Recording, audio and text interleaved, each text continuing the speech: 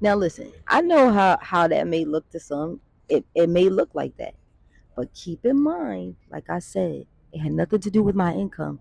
Keep in mind, if you really knew my story, you'd be like, man, Solo deserved to go away for 2 or 3 days.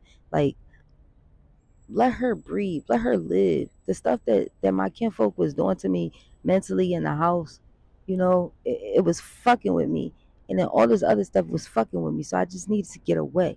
So she says that, and I'm like, well, again, it has nothing to do like with my income, and my trip only cost $60. I'm like, well, what's the problem? She like, the problem is I think you playing in my face. And then she start clapping her hands. Now keep in mind, my kinfolk, I don't really think they about that life. They brought that type of energy, but they're not about that life. So I'm like, why are you yelling? Like, why are you raising your voice at me? You could talk to me, like an adult. You could talk to me calmly. And then why are you talking to me in your kitty's room? Like, let's go downstairs and have a conversation. So she's kind of like not popping off to where like somebody like really getting with me, but she trying to like show her fucking authority in the crib or whatever. All right, cool. So she calling her soulmate, you know, da da da da. Tell her that we gave her more than enough time. She like, so tell her we gave her more than enough time and she needs to be out. Like, I'm not sure what her problem is. So I go downstairs too and I'm like, I'm not sure what your problem is and why you think you have the right to talk to me this type any type of way. Like, you need to talk to me with respect. I'm giving you respect. Like, it's just not making sense why you feel the need to talk to me the way you are, right? So she popping off in the chair, right? And I look at her and I say, listen, this energy that you're bringing, I really don't think that you want me to respond. I don't think you want me to get the same energy that you giving. So you really need to chill out. I said, I told you that I needed a different date or I needed more time, and you're not respecting that. Like, you shouldn't have moved me down here and then expected for me to fucking jump and get out when you fucking feel like you want to flip a switch. Like, that's not cool.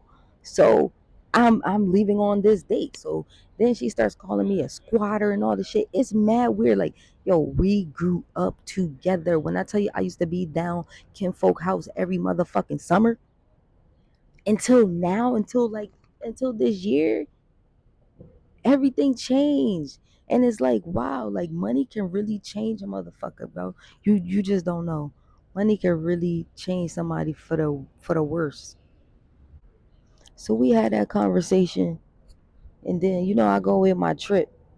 And then when I come back on my trip, I'm noticing like certain things of mine are moved. Now she really got an attitude. Now she feel like she could talk about me, kind of like out loud in her room to her friends. Um, she called me bitch a few times, and I heard her, bro. She called me a bitch to my, not to my face, but like, you know, around me. And I didn't say anything because I'm like, yo, bro, I still need a place to stay right now. And I'm really not trying to fuck you up. Like, I'm not trying to do that. But that was the energy that she kept giving me. She kept wanting me or provoking me. She kept provoking me. I know it's a long story, y'all, but bear with me. Thank you for listening. All right, boom. She started getting petty, right? Boom. I get up at like 5:30 in the morning so I could be to work at 7. She was doing shit like, I would come to the crib, I look for the air mattress and now it's gone because she hid it. She don't want me to sleep on the air mattress. She don't want me to be comfortable. So now I'm sleeping on the floor. So I just got all my winter coats and I started sleeping on the floor, right? Come to the crib one day.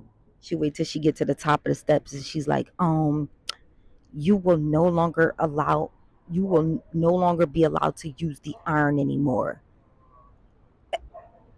And I just said, okay, and kept it moving. So it's like, if you were a fly on the wall in the house, you'd be like, Solo, you really kept your cool.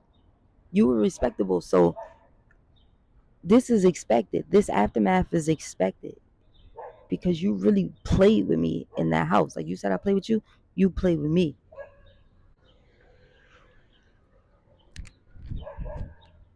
I come to the crib another day. I noticed that my pastries from my job, this resident had got me pastries from this expensive bakery, and she put them on the floor on top of my shoes. She was really trying to make a statement, but she did shit like that and then ran. Like she would throw a stone and hide her hand. That's the type of vibe she was on, right? Because she knew I wouldn't say anything. She's like, yeah, I got her under my control because she in my crib and I just want her to get out. Because I hate her so much because I really love her so much and I want to be her. And she's beautiful. Look at her. Look at her age. She looks like a mermaid. Look at all she's been through and she's still standing. And she don't need validation from her friends or her family. That's why she's solo. And I admire her. I inspire to be like her. That's really what it was. That's what it is. And this is why you put me through all of this. Yo, on the real, I'm getting bit up crazy. So I'm gonna get up off this hammock and relocate. And I'm gonna talk to y'all soon. But stay tuned for part 2, okay? Thank you for listening, Ashe. Make sure you subscribe.